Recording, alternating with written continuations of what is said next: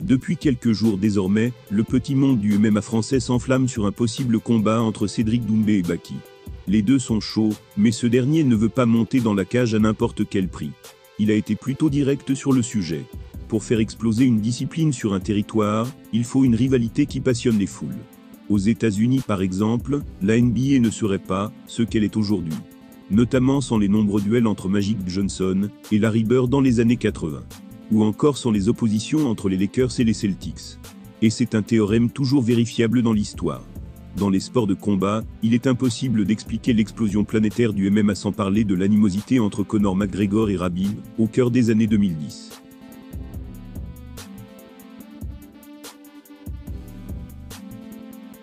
L'arrogant venu d'Irlande, passionné par le luxe et l'ostentatoire, contre le discret russe, qui mène son existence dans le respect de la religion. Les opposés s'attirent et attirent visiblement les fans, puisque jamais un combat UFC ne sera aussi attendu que l'était celui-ci. D'ici quelques mois à une échelle forcément moindre, c'est un immense choc de la sorte qui pourrait définitivement faire accepter les arts martiaux mixtes en France. La hype d'un combat entre Cédric Doumbé et le prodige Baki grimpe de jour en jour. Et lors de son passage dans un podcast sur YouTube, l'ami de Khamzat Chimaev a été cash sur ses prétentions salariales pour l'affiche. Voilà ces mots. Pour moi, quand Cédric Doumbé et Jordan Zebo se sont affrontés, quelqu'un a mis les sous de Jordan dans sa poche. Je ne dis pas que Cédric ne méritait pas 200 000 $, mais les sous de Jordan sont allés quelque part. Il en a pris seulement 10 000. À l'époque, ce n'était pas le plus connu, mais 10 000 $ c'est abusé. Il ne faut pas oublier qu'un combat ça se fait à deux.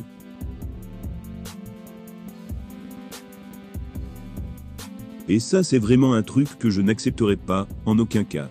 Ce n'est même pas une question de vouloir de l'argent, mais c'est carrément un manque de respect. Je ne vais pas aller jusqu'à dire que j'ai la hype de Doumbé, c'est une superstar en France. Mais dans ce combat, une partie me revient. J'ai ma part dans la rivalité, et je ne vais pas la laisser aller dans la poche d'un autre. Bessangour est plutôt lucide, il sait qu'il n'a pas encore la hype d'un Cédric Doumbé auprès du grand public, et à l'international. Il ne prétendra pas forcément à toucher le même salaire que lui, lors de leur éventuel combat. Néanmoins, il n'acceptera pas de se faire avoir comme Jordan Zebo, qui n'a touché que 10 000 $ pour ses débuts au PFL. Les dirigeants le savent, ils vont devoir sortir un énorme chèque, pour réaliser le rêve de tous les fans tricolores. Le public français est en ébullition depuis l'annonce de ce potentiel combat, et les deux protagonistes sont chauds. En revanche, Baki ne veut simplement pas être le faire-valoir de Cédric Doumbé, payé au lance-pierre comme Jordan Zebo.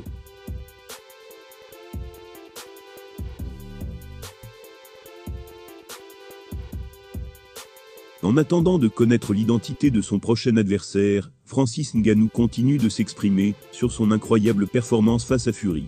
Lors d'une récente interview, il a d'ailleurs joué carte sur table au sujet du Gypsy King. Quoi de mieux, pour signer ses débuts dans une nouvelle discipline, que tenir tête à sa plus grande star actuelle. Mais aussi accessoirement invaincu en carrière. Francis Ngannou ne pouvait en effet pas rêver meilleur, entame pour sa carrière de boxeur professionnel. Il a simplement été battu par Fury sur décision partagée, ce qui n'a pas manqué de faire polémique. De plus, l'ancien champion UFC se classe déjà 10e dans le ranking WBC. Beaucoup plus redoutable que ce à quoi s'attendait l'ensemble des experts, Ngannou a effectué une entrée tonitruante dans le ring. De quoi l'encourager à y poursuivre sa carrière. Il aurait reçu de belles offres, dans la foulée de sa prestation remarquée contre Fury. En attendant, il s'est fendu de propos assez élogieux au sujet de son bourreau, lors de son récent passage dans un podcast. Il a déclaré « Fury a une assez bonne puissance. J'ai encaissé quelques-uns de ses coups, et je peux vous dire qu'ils sont très puissants. En plus de ça, c'était avec des gants de taille 10 onces. Dans les combats de MMA, on a des gants plus fins de 4 onces. Mais en boxe, ce sont des gants plus épais. Du coup, je pense que jusqu'à présent, c'est le plus gros frappeur que j'ai affronté dans ma carrière. » Un adoubement de taille de la part du Predator, qui a pourtant défié de solides strikers. C'était le cas, avec tels que Cain Velasquez, ou Alistair Overeem. C'est cependant bien lui qui a envoyé Fury au tapis durant leur duel.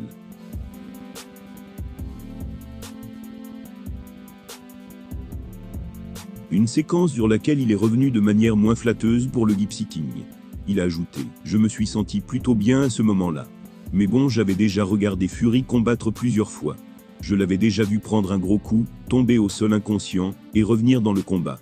Du coup, je savais que ça pouvait se passer comme ça. Mais je m'attendais à mieux de sa part, parce que quand je le regardais, il avait les yeux grands ouverts, et il avait l'air parfaitement conscient. Un brin de condescendance, qui pourrait bien faire office de base, en vue d'une future revanche. Francis Ngannou avoue que Tyson Fury peut s'appuyer sur une puissance rare et dévastatrice. Néanmoins Francis Ngannou se dit quelque peu déçu par l'attitude de l'Anglais sur le knockdown qui lui a asséné. Qu'il se rassure, tout le monde a été surpris par cette séquence.